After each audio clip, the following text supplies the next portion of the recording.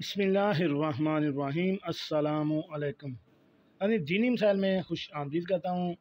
आज का हमारा टॉपिक हैज़ और माहवारी के मुतल्लिक़ है कि हैज़ का खून कितने रंग का होता है और हैज़ कब से शुरू समझा जाए, आया खून का टपक जाना ज़रूरी है।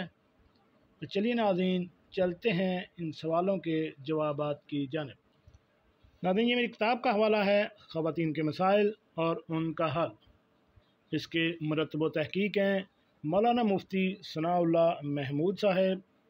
इसका सफ़ा नंबर है 298 यानी 298।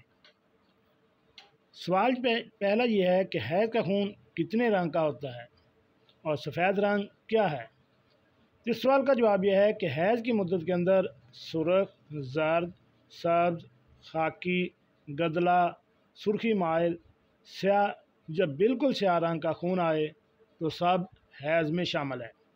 दूसरा सवाल है कि हैज़ कब से शुरू समझा जाए, आया खून टपक जाना ज़रूरी है। तो इस सवाल का जवाब यह है कि शर्मगाह के सुराख के शुरू से अंदर तक यानी अंदाम नहानी का हिस्सा फ़र्ज में दाखिल है और इससे पहले बाहर की खाल जो सुराख के अलावा है फ़र्ज खारज कहलाती है। इस फ़र्ज दाखिल से खून जब बाहर आ जाए, चाहे फ़र्ज खारिज से बाहर ना निकले, उंगली या कपड़े के दाखिल करने से मालूम हो जाए तो हैज़ शुरू हो गया और जिस वक्त से इसका असर महसूस होगा इसी वक्त से हैज़ का हुक्म लगेगा। ये दोनों फतवे जो है मौलाना अशरफ अली थानवी और मौलाना आशिक इलाही साहिब ने दिए हैं।